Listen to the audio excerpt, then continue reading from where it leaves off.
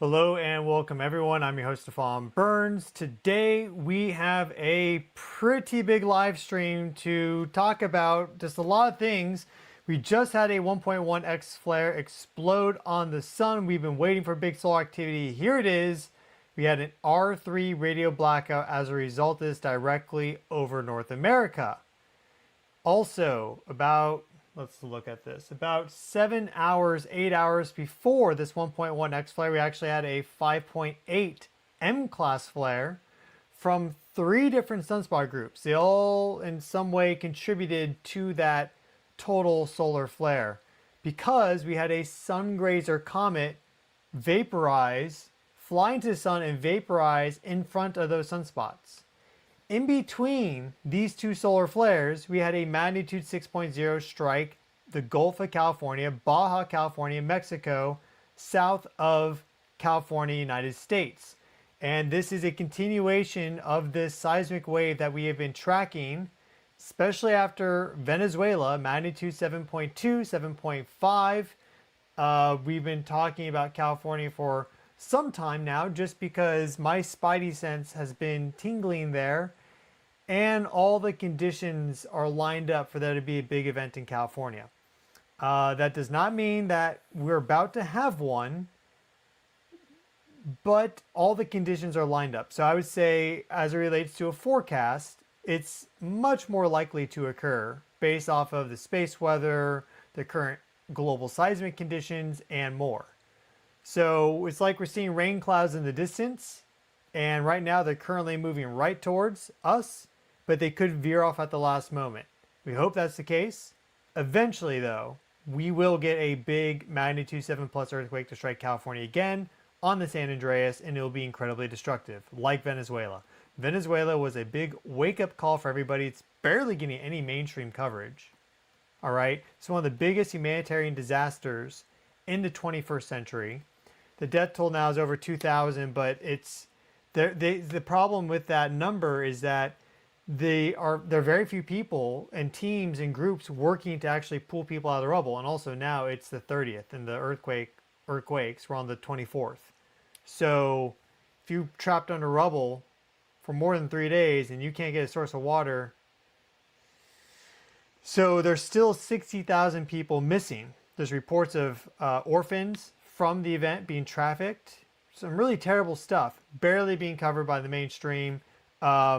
One of the biggest disasters in the 21st century, probably Venezuela's biggest disaster ever now. And the prior title for that was 1812 with the Caracas earthquake, also a doublet on the same fault at similar magnitudes. So now it looks like the seismic wave is moving north. California hasn't had a big magnitude 7.5 plus in a long time. I mean, the two most notable events were the 7.9 San Francisco 1906, and then you go back to 1857 with a magnitude, 1857 magnitude 7.9 also, Fort Tejon to the south. And then you had 1812, 1800 with magnitude 7 plus earthquakes, but the really big ones getting close to magnitude 8, which is possible in California. It's been a long time. We don't know what would happen now. Now, the building standards are a little better in California, but still, we don't know what would happen if you get a real serious magnitude 7.8, 7.9, 8, 8.1, 8.2. It's all possible. So that's what we have to talk about today. I'm your host, Stefan Burns, geologist, geophysicist, space weather guy, your cosmic bro. Just trying to understand what's happening. Basically, I have a natural curiosity for all of this and track this day in, day out, report for you on this as soon as I can when big events occur, like today with this 1.1x class flare from sunspot group 4479. It has grown incredibly fast on the sun. It has been very active over the past few days, but it's all been low-grade activity. But now we finally see an X-class flare from the sun, and the big sunspot right now, 4478, has yet to do a significant blast, though it is perfectly Earth-centered and direct. So we have a lot happening right now. We can go forward. There's that 1.1 X-class flare right there. If we go back, here we see our combined 5.8 M class flare right here, made up of all three sunspots other than 4478, which is the big one.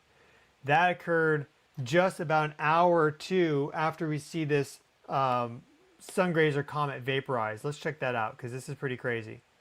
So here we see the sungrazer comet disappear randomly. You know, we had no advance warning of this until it appeared on the chronograph. That often happens with these tiny sungrazers. You can see it vaporized.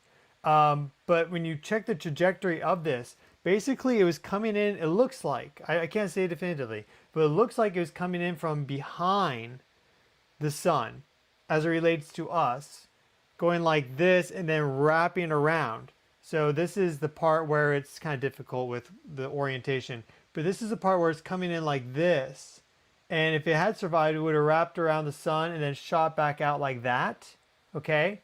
Well, it's a small chunk, but you see it just getting to this wraparound point when it vaporized. And well, look, those sunspots, again, right here, right? So we can plot them effectively on the sun. They're right there. So this sungrazer flew in right in front of these sunspots, vaporized, and all of a sudden we start getting big solar activity with the 5.8 M class flare and now this 1.1 X class flare. That is not a coincidence. We've seen this before with big solar activity flares, coronal mass ejections with comets. Not every time, but especially when the comet lines up with the sunspots directly, we see that. Now, this is electromagnetic, okay? This is not a gravitational interaction. I mean, that technically is happening. But what a lot of people don't know is that comets, they form pretty powerful magnetic fields. So they have their own magnetosheath that surrounds them that can be quite strong. Normal solar wind strength is 5 nanotesla. That's the unit we'll use, nanotesla. It's 5. Normal solar wind strength is 5 nanotesla. The magnetic sheath around a comet can go up to 200, 300, 500 nanotesla, especially a big one. This one, not that big, but as it's getting really close, who knows how high that spike. Now you create this energetic connection because electromagnetism is a pretty strong force. You know, 10 to 36 zeros more powerful than gravity, depending on how you measure it. And so, well, you get that, and you also get the comet itself to vaporize into plasma. Most mainstream physicists are always saying gas and dust. The universe is 99.9% plasma. They are fooling you when they are not saying the word plasma. And they come up with all these lame excuses. Vaporized into plasma, and guess what happens once it's plasma? These charged particles. It will route down the field lines directly to, well, sunspots, which are magnetic vortices. So now you get this surge of charged particles to flow down, and that's going to destabilize sunspots. We have a lot of good data on that. That's exactly what we saw with the sungrazer comet. So yesterday I posted on X, Twitter, about the sungrazer before we saw this 5.8 M class flare. I said, guys, we could very well get that activity to come in as a result. And well, we did, and now we're seeing earthquake activity around the south of California as a continuation of this seismic wave. Let me show you what's happening there. But before we get to the earthquakes, which we're going to talk more about, let us look at these the X-ray flux. And yeah, we have a comment here from our secret mod, Drew for World Ruler, and yeah, it's definitely a pattern. And the thing is, if you see it one time, you see the pattern once, okay, you know, it's interesting. You pay attention. If you see it twice, now I'm really like looking maybe for other examples. We've seen it way more than 3 times. And for me, the rule is that if I see something 3 times in a row, especially in rapid succession, there's something to it. And so we've seen this many, many times before. And well, we should continue to watch it, of course. So here we have our X-ray flux. You'll see behind me this 1.1 X-class flare right there. That occurred around 2050 universal time. Our 5.8 M class flare, pretty long in duration too, as you can see. That really peaked at around 1300 or 1250, 1300 universal time. Okay, that's our past day. Here's our past 3 days of activity. You see this ramp up slowly. We even started to get some M class flares back here at the turn of the 30th. Also, by the way, had happy full moon. Today is the full moon. It's already a day and time. You know, full moon's like a 3-day period. There's a moment where it's exact, but in general, full moons, new moons, they're like 3-day long periods. That's already a time period where there's more energy on Earth because you have more sunlight being reflected from the moon. It's not just visible light, right? What we see is such a narrow bit of the light spectrum. It's kind of crazy. And then we take that to be everything around us, right? You have almost the entire infinite part of the light spectrum that we don't see. And you have ultraviolet light being reflected by the moon. You have extreme ultraviolet light. You even have gamma rays being reflected by the moon. The moon is one of the brightest sources of gamma rays in our night sky. And these are from cosmic sources. It acts like a big mirror, reflects it to us. And then also radio waves and more. So when you have that full moon position, we're getting a lot more energy. And it's not just optical light that we see and it looks nice. It does do that. But it's also all these other frequencies charging up the ionosphere, the global electric circuit, plasma and the plasmasphere, and more. So happy full moon. And we see again this ramp up. Let's go to our 7-day view. And we see that we've actually now been at this kind of increasing zone of solar activity for 7 days now. It's been about like 8 or 9 days. So we just started to have some significant flares about 24 hours ago with this first M-class flare, the second one, and now 5.8 and a 1.1. So we're cooking. Now, if we go to our DRAP model, we will see where this radio blackout occurred, an R3 radio blackout as a result of this 1.1 X-class flare. Here's our DRAP model. We'll go on this, and I'm just going to drag it forward. So we're not going to see the 5.8 M-class flare, though that was centered really more right here. So this model is like, I think it's only a few hours now, but the Europe and the Atlantic got a dose of ionization as a result of that 5.8 M-class flare. And then if we go forward here, boom, boom, boom, boom, boom, boom, boom, boom, shakalaka. Right there is our 1.1 X-class flare centered over North America, really centered over the Pacific in between Hawaii and California. But you see all of North America there getting hit by that. And then it lasting for a while at R3 levels before finally dying down right there. So we're cooking, folks. Right now, we're really starting to cook. And let us now that we've seen this, this, okay, so what is that? Let me explain that really quick. Some of you may be new. If you are, hello and welcome. What is this? Well, you have this big explosion on the sun. And, there's a variety of ways that can happen, but big explosion on the sun.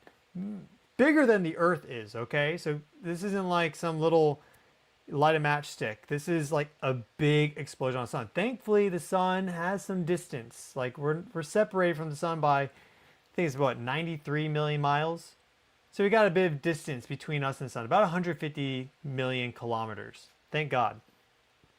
Regardless, because it's such a big explosion, it can launch plasma our way. That'd be a coronal mass ejection, a solar storm. Think of a big blob of charged matter. Sometimes it doesn't. It doesn't look like this 1.1 X-class flare did. That we'll look. I don't think it did though.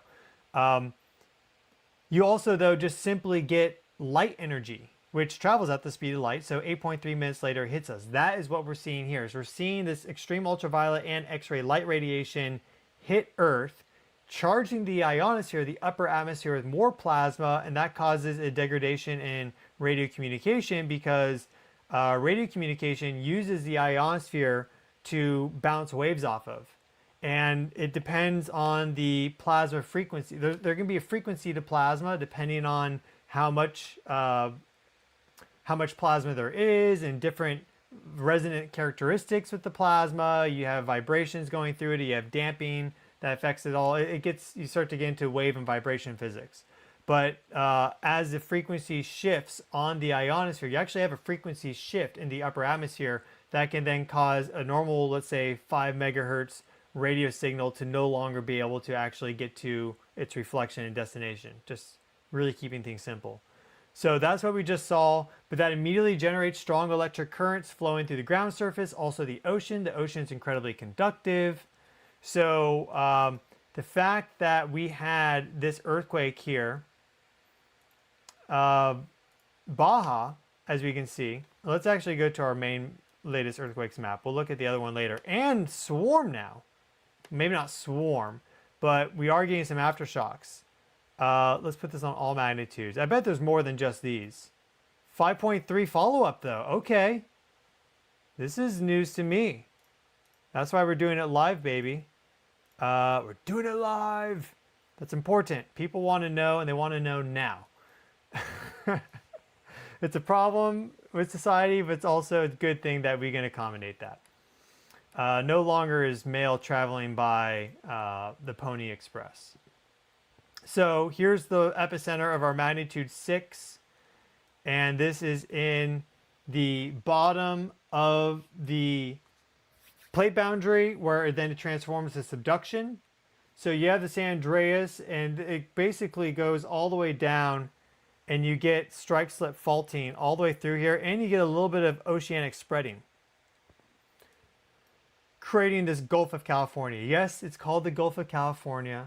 It's in Mexico, but California is a name that goes before the United States. This is Baja, so this is Baja California. It's the Gulf of California. That's what it is. And here is this magnitude 6, the 5.3, and a 4.5. Look at the time, though, on this magnitude 6. 1945 universal time. Now that 5.8 M-class flare is at 1300, and the 1.1 X-class flare is at 2050. So exactly in between the two, you get this magnitude 6 and 5.3 to pop off in Mexico.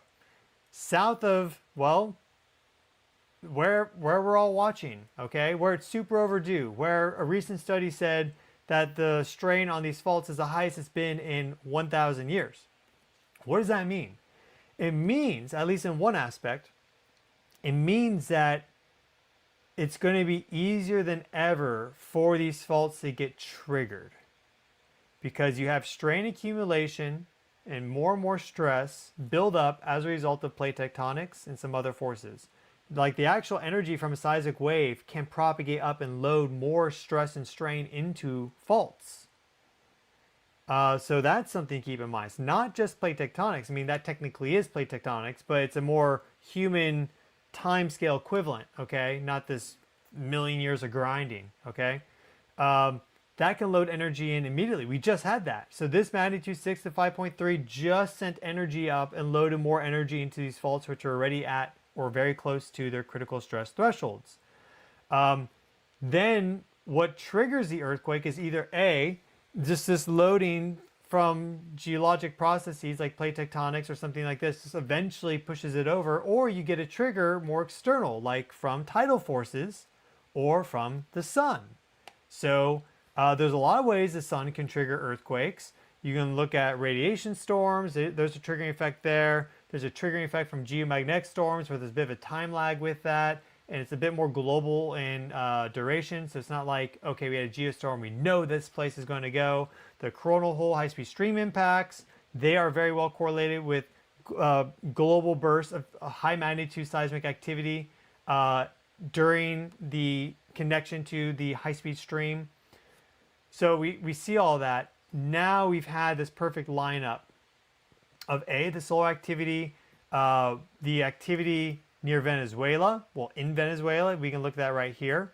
You know, this magnitude 7.2 and 7.5, very destructive. Again, one of the biggest disasters in decades unfolding in front of our eyes.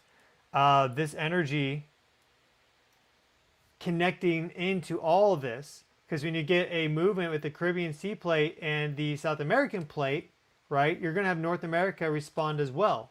So we had this occur. If we go back to 1812, which is the last time this fault ruptured, there was a study that came out in, I think it's 2017, 2019, I'm reading it right now, where they identified that this fault hadn't ruptured since 1812, and then they basically said, okay, based off of our reoccurrence interval for the earthquakes and the geodesy measurements and GNSS, we can see that there is about 3 meters that needs to rupture. And it can rupture from magnitude 7 to 7.6, and it like right in that range, exactly right what the geology said, and it was indicating that's what happened. Well, this is the first time this part of the fault has moved since 1812. In 1812, you also then had earthquakes in New Madrid and in California, which is why we've been tracking California, especially after Venezuela. We also had this 5.6 historic earthquake here near Willits, in between Willits and Ukiah. Why is it historic? Because we've never had an earthquake that big in that location in our historic record. I'm sure there have been in the past. Geology is a pretty long process. But as far as we know, we've never had one there. And you actually get this line of earthquakes right here, cutting across where you get this bend into San Andreas. So that is a very key zone to watch. That's why I knew this was a historic area right away, because I've been doing deep research into this over the past couple of years. A little bit more than that, actually, but the really deep research during that time frame. So I knew this is a key area when I saw that earthquake pop off. This is actually before Venezuela. Immediately was on with the live stream. Then Venezuela occurred. But that's showing, that's a synchronicity, showing a connection in time already between California and Venezuela, June 24th, 2026.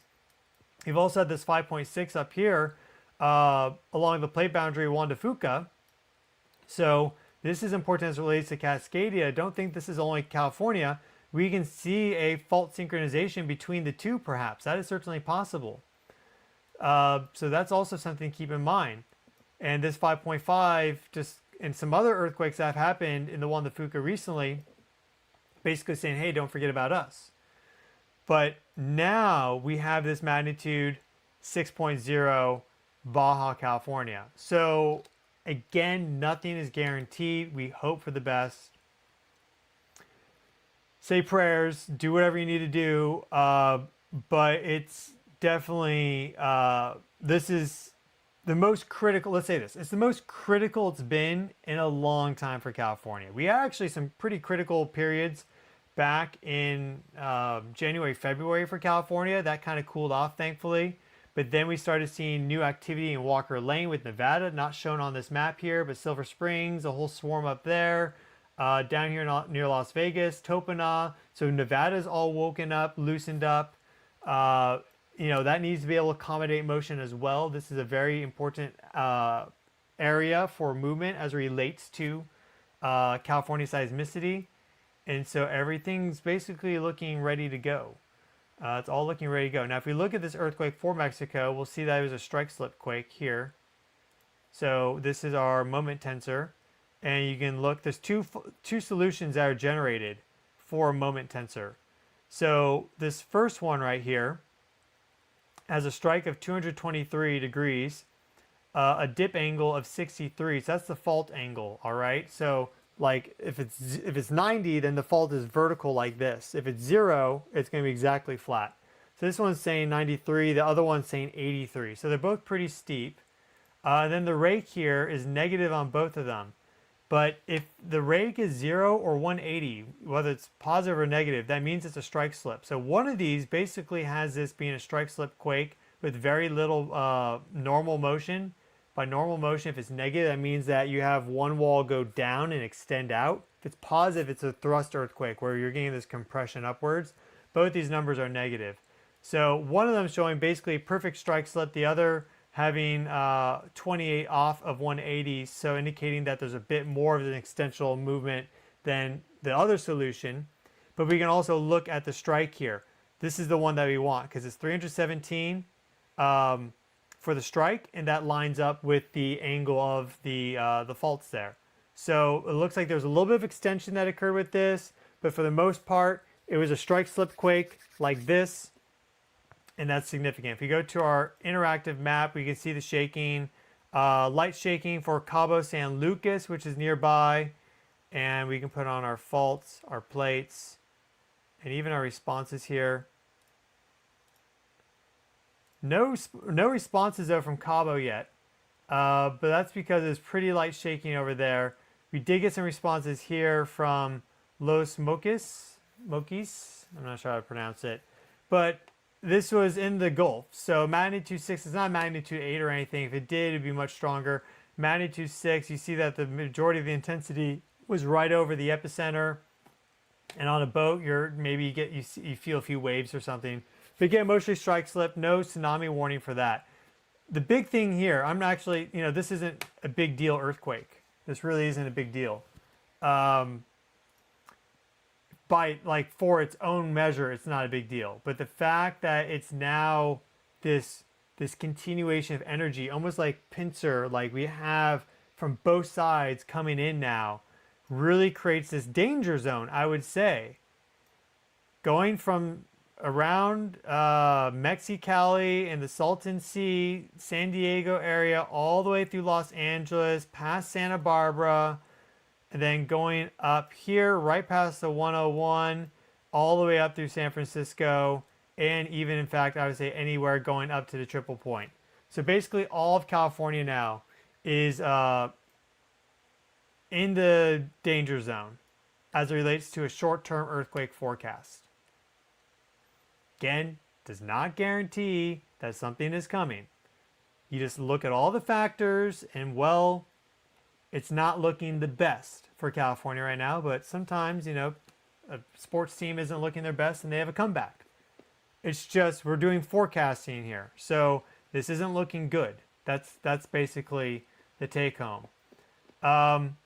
We can look at our solar wind observations. We've also had a solar storm come in. So it's not just what I'm talking about with the solar flares and the sungrazing comet and the earthquakes. We're also right now in a solar storm. So we have that, as you can see. I think there we go. So we had this solar storm come in. It was a slow solar storm impact. Our solar wind was very slow at 326 kilometers per second. It was very slow. Then this brought it up to about 440 kilometers per second. Right now it's 414. So it's not a fast impact. It has been getting stronger. I wasn't sure if it would or not. The density is quite high on it. Look at the density spiking all the way up to about 20 particles per centimeter cubed, whereas before it was down to 1.4. Pretty low density. Now it's at 7.74. So it's dropping, but it's still more dense than normal, but just a little bit more so now. We did have this period of southward connection where the solar wind was 10 nanotesla. The southward negative component was like -6 to -9. That lasted for, as we can see, 15 to 18, about 3 hours. That helped drive activity up to G1 levels. We see right here, we've had a KP index of 4.67, indicating a G1 geomagnetic storm, but it's like a G1 minus. We're just now getting into a geostorm, but the field flipped positive again. So we see it flip positive. We need to flip negative for it to really be a good connection.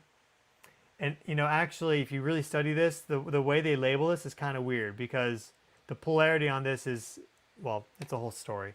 But we see here, though, it's now up to 17 nanotesla. So we're getting strong now. This is starting to get pretty strong.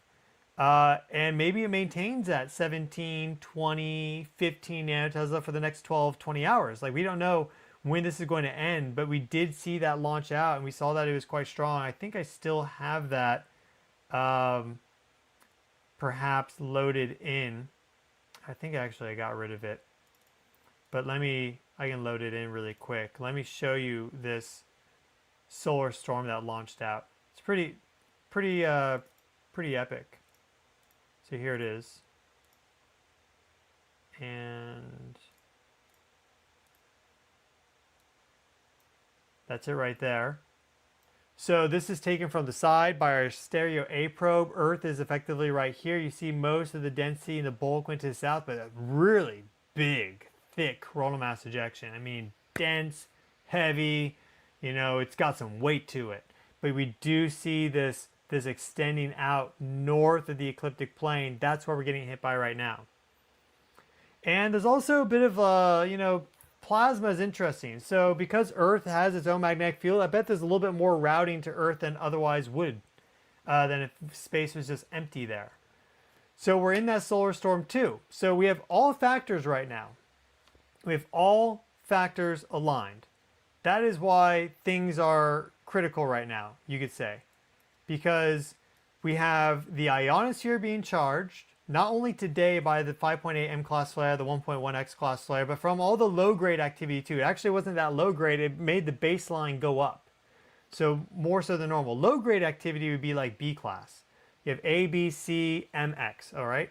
So going from B to C is actually an order of magnitude jump. They measure these in order of magnitude jumps in terms of the X-ray flux density, the watts per square meter for EUV, X-ray, etc. So going to C class, mid-C class, for your just base load crackling like this is a big deal. And then for you to now start to have M class and X class flares, now you're really getting charged up. So we have that happening. We also, of course, have the solar storm impact, right? So now we have a geostorm that's starting up. We have plasma coming in that's slower from the sun. And we also have the earthquakes, the seismic wave, right? Just the Earth overall is energized. We have some planetary geometry coming up. Let me mention that.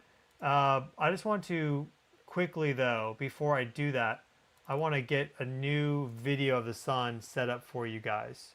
So let me make this. This will download in the background.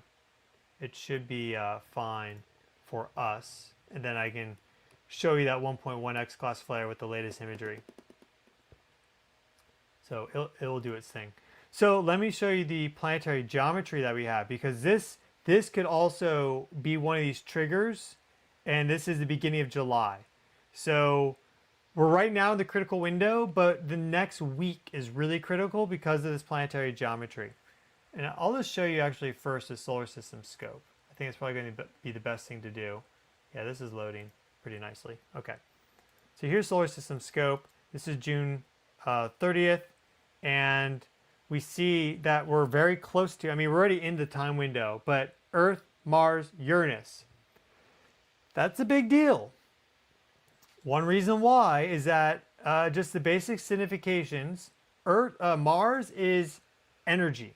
It's also severing and slicing, breaking. Uranus is sudden change and disruption. Now it's all happening in the constellation of Taurus. Taurus represents the Earth, fixed Earth, solid Earth, the Earth that doesn't like to change. All right, because you have three different types. You have mutable, you have fixed, and then you have cardinal. So Taurus is fixed Earth. So it's the Earth that likes to stay stable and solid and not change. Well, when you get Mars combined with Uranus, that's a sudden break and jolt and change. Uranus is connected into electricity. It's connected into earthquakes, seismicity, earth electrification, all these things. So this is a really perfect signature for there to be a big earthquake, okay? We're in it right now, but it really goes exact on the 3rd and 4th of July, as you see right here. This is July 4th, 2:23 a.m. And it's also pretty close to the Pleiades, which if you track this stuff, a lot of weird things happen at the Pleiades, all right? So that's pretty notable. It's not the only thing, though. You also notice that we have pretty close to exact a Mars-Saturn-Neptune conjunction here. That's a pretty big deal. And then you have this Venus-Ceres-Uranus alignment. I think that's significant. And then you also have this Mars-Sun-Venus alignment right there. So you have a lot of things happening at this moment in time with the planetary geometry. And then you will actually get the moon to line up with this on the 11th of July. Just like this right there. But now it's starting to break apart, but we do get the new moon. Well, it's not a new moon, but we get the waning crescent moon to align with that. But actually, we have coming up right around here, we get the moon to align with Jupiter, as we also have this basket formation. So we have, if we get it set up here, we have Jupiter sextile to Uranus 60 degrees. We have Uranus sextile to Neptune 60 degrees, Neptune sextile to Pluto 60 degrees. So you have this basket configuration like this. And that's active in the background. And often you need these big background geometries. It's all sacred geometry.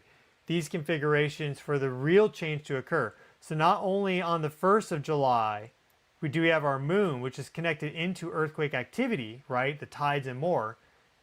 Honestly, I think the 1st of July tomorrow is a bigger day because the moon now participates in this by forming this alignment with Jupiter, while this Mars-Uranus alignment is certainly still in range to be effective. It doesn't have to be at the arc minute level of precision. The moon needs to be more precise. because it moves so fast and it's close to us. But you know, the other planets, they can be a little bit further off of their exact range. This is still, I think, just 1 degree off, maybe 1.5 degrees off from exact geocentric. So tomorrow, if it would be perfect basically for there to be something tomorrow in regards to the planetary geometry, the solar and space weather that we've been having, all that and much more. So that's active right now. And, you know, I think it's also significant that from the side you have Mars, Saturn, and Neptune here, basically in this alignment there. You don't see that often. So this Mars, Saturn, Neptune conjunction is the last time it's having it basically, because it actually had it back here, just briefly. See this right here? There's your Mars, Saturn, Neptune conjunction on the 25th of August. This is actually when we had this alignment here, which is very significant. So it's almost a repeat of this, okay?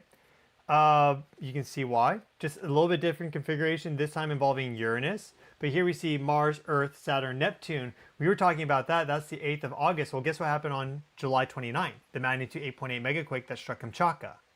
So again, they don't have to be exactly precise, but if it's close in that range, then it's probably connected in. This is the 29th of July right there. That's when we had the megaquake. So now, the final time that Mars gets this fairly close Saturn-Neptune conjunction here at the end of June, beginning of July, right? Like this. Now we have a Earth-Mars-Uranus alignment. And well, that is very, very spicy. So that's the main thing that we want to check now for our location. Let's exit out of here. One moment.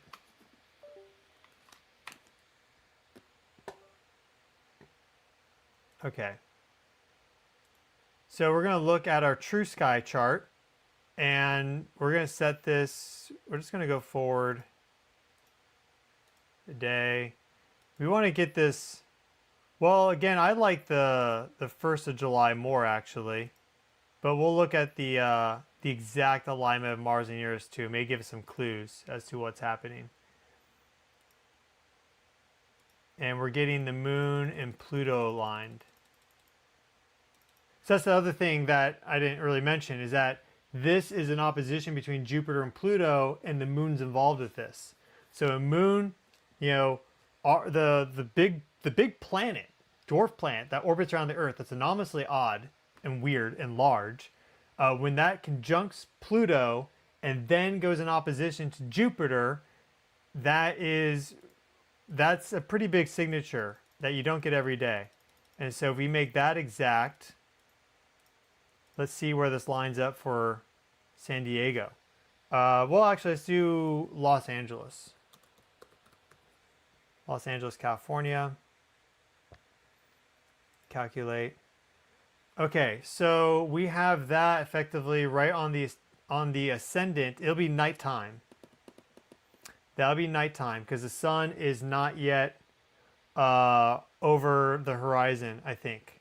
I mean, this is, yeah, it's just now, the sun is just set. It's 22:11 local time right here. So 10:11 is when we had the Moon Pluto alignment. That's after, you know, a full day. We have that occur. And we have Uranus and Mars pretty close to the IC, which is the bottom of the axis, which is, well, that is the Earth, right? That's underneath the Earth. So we're going to have Uranus and Mars directly underneath Earth. As it relates to California, when we get this to occur, we will have the Moon and Pluto just off the horizon in the sky, and the sun will have just set. So that's a pretty interesting signature right there. We see this very clear basket configuration, right, like that. That's historic, by the way. That basket configuration is really historic. We've really never seen this before. Now, if we go towards the exact Mars-Uranus conjunction, and we nearly got it on the dot right here. So let's just go forward a little bit. We want Mars to click to 33 arc minutes. Maybe I have to go forward an hour. There we go. Anywhere in this range, it looks like it's a pretty similar story for Los Angeles.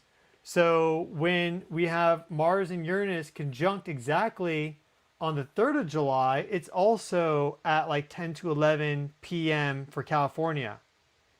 So, but now you see how the moon is now off. It is in opposition to Venus. That's interesting. So that's still significant. That's still significant. Now actually Venus is being incorporated into this whole thing, whereas before she was like out there in the cold. So that's notable too. But both times we have Mars and Uranus underneath the Earth, basically beaming it with energy from the bottom at nighttime when people are home, right? So just be very careful. If you live in California, I've already made a lot of videos recently about what to do in the event of earthquake, but try to get outside. It's the main thing. Try to get outside if you can. If you have an early warning, let's say through an app, try to get outside. That could save your life. Again, no guarantees. I'm not trying to freak people out here, but a weather forecaster that's seeing a storm coming in is not going to be like, oh guys, it's sunny and there's no chance of rain or storming, right? That'd be negligence on their part. It'd just be a bad thing. Like, hey guys, there's a storm coming. Get ready for that. So that's what it looks like. That's all I'm doing. Just a messenger who knows this stuff pretty well, doing my best to understand it, etc. I know some people freak out about this. They say I think the world's going to end. I'm shouting out from the rooftops. No, I don't think the world is going to end. If it does end, then we're doomed anyways. So here is our big sunspots. So these are the big ones. This is 4478, 4479. They're both really big. All right, that's the one that just gave us an X-flare. This one is about to go. That's at least what it looks like. I have the video now. I can show you the new video. It's basically crackling and popping with energy like crazy. And they both have these unstable configurations. So they're ready. They're like super primed and ready to go. Here we have this new video showing us all the activity. All right. So it starts off with the 5.8 M class flare that was from these 3 different groups. You'll see that. And then we see our 1.1 X class flare up here. But watch right there. The whole time, see how the thing's crackling and popping with energy? I mean, it's so close. It's almost there. And that could give us even bigger flares. It's a bigger sunspot group. I mean, it's a really big sunspot. So we could be looking at a 3.0 X class flare, a 5.0 X class flare in the immediate future, or maybe it's like a long duration M flare.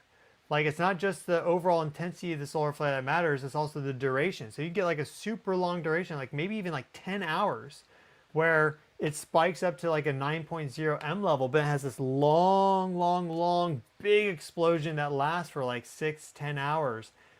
That could also be very significant. Maybe it does multiple flares. It could also do nothing. It has done nothing now for like 7 days, other than the low-grade baseload activity raising up. Well, in general, the more activity we get, the more likely this is about to go. And we had that sungrazer comet flying like this and vaporize, and the moment it did, boom shakalaka, they started to get going. So, and they formed this pattern here. So the fact that they're already working sympathetically together, and we're seeing this arcing here. There we go. I just like froze out or something. And we're seeing this arcing here. I think that's significant. Well, it is significant. So the key is, will it hold on and hold back, or is it about to go? That is the big question here that we're all wondering. Okay, so we're going to do a question and answer. It's not going to be too long. I want to make sure, though, I get to some questions from the general chat, from the super thanks. If you have a question that you want answered, make sure you ask it as a super thanks. That way I can get to it for 100%. Happy to do so, but I will also take some from the regular chat as well. Now is the time. And Anna, thank you so much for the super thanks. You have another one right here. Thank you again. Everyone should find redwood tree. The taller the better, and pray. Watch your power changing it. Not everyone has a redwood tree, but it's excellent suggestion to go outside, do some grounding and earthing when you have all this solar activity, the space weather. Helps you to decharge your body, That can help you with anxiety. It can help balance your nervous system, your metabolism, reduce inflammation, reduce pain. It's just in general really good for you. If you look at the animals that are the longest lived on the planet, they're in fact the ones that are grounded the most all the time. Whales, turtles, or a classic example that I mention every now and then, naked mole rats. Because you have a regular rat living 3 years, and then you take the fur off of it, which is insulating, right? Strip the fur off of a rat and stick it underground continuously, and it lives for 30 years and has special anti-cancer properties. Probably the grounding that it always does, or at least in large part, I think, because whales can live like 200 plus years, turtles can live almost forever. So the animals are always in contact with the earth, seem to live the longest. So make sure you go out there and do that, especially if you're feeling this. Thank you, Anna, again for another super sticker. Boom, boom, boom. There we go. Dan Fulgum, when the shit hits the fan, those in the know follow Stefan. Yeah, thank you. I do my best to stay up to date for you live when it's happening. Mary Prince, live stream won't let me post, and I've been a member for a while. Thank you for your comment. Yeah, I said it to subscribers of 6 months and more, so thanks for your understanding. Just wanted to do a trial on that, but eventually I'm sure you'll get into the club. It's not going to be that long probably next time, but we've been having problems with just spam, so that cuts that down. And Sigrid, thank you for the 10 quid. It's appreciated. Much love. God bless. June, can you update the Telegram link on your YouTube members perk page? That is no longer active anymore. So sorry about that, but that turned into, it just got dead, and then there's, yeah, it's just not active anymore. So I'm sorry about that. Shayna, would the California earthquake affect Yellowstone? I mean, perhaps, but I think Yellowstone is more stable than most people think. I'm not going to be someone to say no because I don't know everything, but I think we'd be fine. I think Yellowstone would be fine. I don't think it would help anyone for California to have like a big magnitude 8 and then everyone just directs their attention to some hypothetical scenario that's almost certainly not going to happen because, I don't know, maybe they were told that Yellowstone's going to erupt. You know, there's all these channels that are always making up a whole bunch of nonsense. So, you know, the big disaster is Venezuela. Like, Venezuela has been a huge disaster. Now, we can look at that to see where the seismic energy may go next, right? California is, you know, the forecast isn't looking good. But if there's anything, like if you want to help, the thing to do is to send aid to Venezuela. There are certain aid organizations. I donated to the World Central Kitchen. They do great work, boots on the ground, feeding people. So that's something you can do. There's other things as well, but that would be my recommendation. I think Yellowstone will be fine. There are active ionospheric disturbances right now over California. Thank you, Kim. Yes, because of the solar flares, the 5.8 M-class flare, the 1.1 X-class flare. There could be more. I think there probably will be over the next few days. Steve, is there a possibility that we may see a larger aftershock happen in Venezuela? Yeah, okay, so two things. First off, is that we have not had any significant aftershocks in Venezuela. So we should be seeing a magnitude 6. Now, USGS has a chance of a magnitude 6 at like 10% or less. Personally, I think that's way too low, but we haven't seen one yet. So it could happen anytime in the next week, next 2 weeks. It could happen later out than that, but the longer we don't get one, the further it goes out in terms of like the probability reduces. But we could very well see a magnitude 6 strike, you know, magnitude 6.5. It could be anywhere in that zone. But something bigger than that, almost certainly not, because this is what we expected to rupture based on the strain accumulation rate on the fault that hadn't ruptured since 1812. This is what it did in 1812. So this is almost certainly all she wrote, like almost certainly. But a big aftershock very well could happen, magnitude 6 or greater, like 6.5. That could be probably the top end of that. We'll see. I hope not. We hope not, but it could. That could be very devastating. Even though it would not be as powerful, it could still be very devastating. The other thing, too, I wanted to mention is, you know, we had, if you look at this, you kind of see the similarity. Here's the Caribbean plate. Remember that we had that 7.6 south of the Cayman Islands, or north of the Cayman Islands, to the north and west here last year. That was a big one. And so now that these have occurred, you see almost the balancing effect. That was strike slip. This is strike slip. So that 7.6, now I know a little bit more, and other people know a little bit more. That 7.6, almost a little bit of a warning sign for over here. That was more than a year ago. So I just wanted to point that out. These changes have been taking effect for a while, and now it's accelerating. That's at least, well, it's certainly accelerating when you have one of the biggest geologic earthquake disasters in hundreds of years. I mean, this is one of the biggest ones. If 50,000 people end up dead, which is certainly possible because there's 60,000 plus missing, that is huge.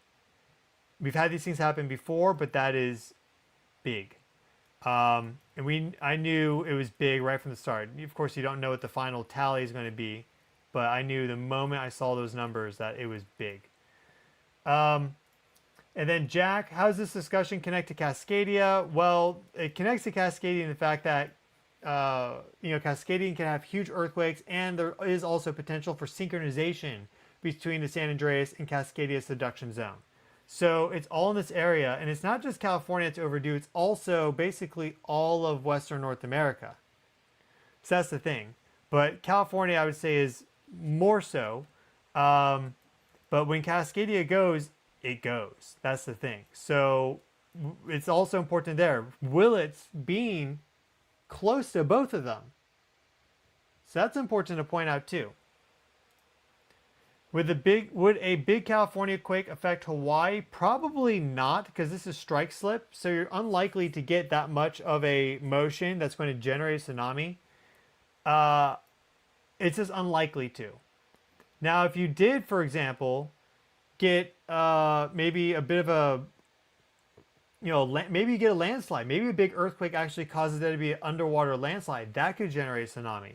So there are possibilities and ways it can happen, but it wouldn't be the first thing I'd be worried about. But we would have to very quickly check the buoy data to make sure that nothing happened. This is an event of like a magnitude 8 or something. Typically, those tsunamis are generated by ocean earthquakes. It's off the coast, and it's by a reverse thrust fault. So you get this block to push up like this, and that as a result creates a wave. Or you get a chunk, like a block, basically, to drop down and push out into the ocean. And locally, like what happened in Hawaii in 1975, and that pushes the ocean out and then it sweeps back in and fills in because now the land is 2-3 meters lower. So those are kind of the two mechanisms. But in the other one, it's a local tsunami. And the first one, that can be, global tsunami. That's like 9.1, Great Tohoku 2011, or the 2004 Great Sumatra earthquake, etc. Okay, JM, thank you for the huge super thanks. Super appreciated. That's awesome. Much love. Thank you for sharing that. I wish you had a question with it as well. But we'll answer Brian's now. Thank you for seeking truth in your elected field. I do my best. That's all I can claim. But I'm here to share what I know with everyone, educate as best I can. I don't know everything. I'm going to be wrong with some things. That's fine. But in general, being more educated about the earth, the sun, the stars, the cosmos, ourselves, that's only helping. And then if that also leads someone, let's say at the end of the day, after like 6 months, they're like, actually, this guy's not really in my style. That's fine. I'm not like the perfect universal resonance for everybody. I don't think I'm that bad, but I think I'm not, certainly some people don't resonate with me. That's fine. But if that 6 months taught them a lot and then they actually found their place and someone else that they like more, amazing. I love it. I just want to see people know more about the earth, natural processes, all that, how it connects to us. That's all I care about. So thank you for that super thanks, Brian. Eleganza, can solar activity make air travel unsafe? Is there a good resource to check for this? Thank you. It's possible. I mean, we did have 6,000 plus airplanes grounded last year, and they claimed solar activity as the reason. Now, if it was a super big deal, we'd be seeing airplanes fall out of the sky like crazy during solar flares, like this X1.1. We didn't. Now, in the event of a Carrington event, I don't know what's going to happen with the planes if a Carrington event hits us. Or a Miyake event, I don't know. But everyone's got problems at that point. So it's an unknown thing. But I personally don't like to travel when there's big activity on the sun. I try to avoid it or reschedule, but that's just me. I've done it. I have traveled in the air before. It's not because I'm worried about the plane falling. It's because you get more radiation, you can feel it. And I don't want to be on a plane feeling nauseous and all this stuff. So I personally like to reschedule when I know that things are quiet. As for a resource for that, I'm sorry. You're going to have to just Google around and search around. I'm sorry. KMF, how about the mid-continental? A big push could. I think you're probably talking about here with the Real Foot Rift, Mississippi, New Madrid. That's how the locals say it. It's New Madrid, but the locals call it New Madrid. Either way I pronounce it, people freak out, so just stop it. But yeah, this could also, this is connected in time with Venezuela with 1812, so I don't know. But we're watching this very closely as well. But we're seeing now the seismic wave move up. The other reason why this magnitude 6 is important is that before the magnitude 7.9 that struck San Francisco in April of 1906, 10 days before, you had, I think it was about 10 days before, it was like 7 to 10 days before, you had a big magnitude 7.3 strike here in Baja. And then you had the 7.9. So there is this connection in time with earthquakes here and then big earthquakes in California. Now we've had, of course, follow-up earthquakes. You actually get a lot of earthquakes here. We've had follow-up earthquakes in Baja that have not resulted in a big earthquake in California. So you can't look at that as a definitive thing, but it is another factor that's important. So you put them all together, you start to read that story and what it tells you. Additionally, this could be a foreshock. We could actually see a bigger magnitude 7 from Baja in the future. Like in the immediate future, this could be a foreshock. So keep that in mind as well. And a question from Abby, could you discuss the alignments for the weekend specific to July 4th? I did that earlier, so go back in the live stream and give that a look. I did that right before the Q&A, basically. So thank you for that. Super thanks, well, for being a member, rather. And we'll look at some questions here from the, well, you can check this out as well. Molly McCord, she did a 4-part series on this. I like her quite a bit, so you can check her out. She's a Western tropical astrologer, so not true sky. And I think there's big problems with Western tropical. Personally, now, in my opinion, I haven't been doing, studying astrology for 50 years or anything. I think that in many ways it's kind of a good thing because I don't have all that programming in me. But she's a good resource. Just keep in mind that it's Western tropical. And daily events, worldwide info. Do you think if the sun is constantly crackling, that in turn could create interruption to technology? We're going to need something big to really cause a technological reset, or something less than that, like power grid outages in localized areas. The power grids that are the weakest, they sometimes do already respond to solar storm impacts, like Puerto Rico, Cuba, Jamaica. We've seen this before in the Caribbean. They have very weak power grids, not hardened or anything.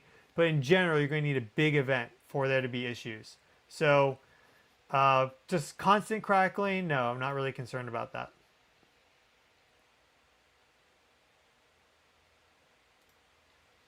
What are the possibilities that Puerto Rico may be affected by an earthquake with the same magnitude as Venezuela? It's possible. One thing in Puerto Rico is there's been an ongoing earthquake swarm here in Puerto Rico, and then actually at times all across the island now for years. So anywhere in the Caribbean can have basically magnitude 7s.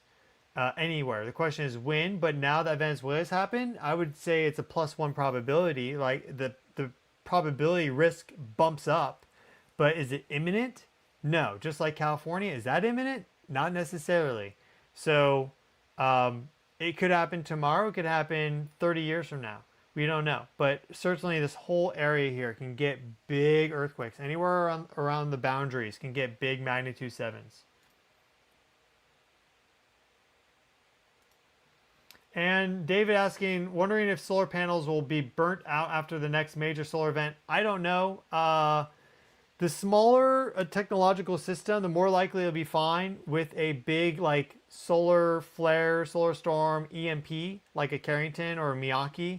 It's really the big stuff with the long transmission lines or just like satellites that you have to worry about. But if there's a really strong high frequency component to it, that can induce, energy within the little local circuits that exist with solar panels and those setups, and that could cause problems, especially if it's not grounded all that well. So I would rather certainly though have solar panels going into something like that than not. And I wouldn't be worried about that. That would not be the first thing I'd be worried about.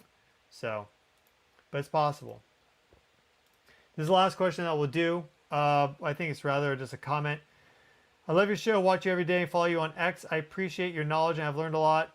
No problem, I accept the apology.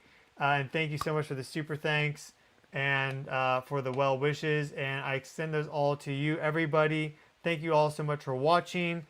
Before I go though, let's just make sure nothing else has happened significant. We'll do our X-ray flux. And we see that our X-ray flux is still going down. And we will do our latest earthquakes.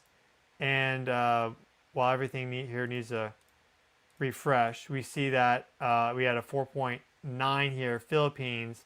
Nothing crazy since then. So it looks like we are, well, we're in the thick of it, but nothing has happened since I started the stream. I'll keep you up to date going forward with updates on my X account at Stefan Burns Geo. It's linked in the video description, and also here on YouTube. So keep that in mind. And wishing everyone well. I'll be back very, very soon with more. So smash that thumbs up button. That helps the channel grow. It's really easy to do. It's free. Doesn't cost anything. Just click it. You know, just do it. It's a good thing to do. And subscribe to the channel. I'll be back and wishing you all well. See you all very soon.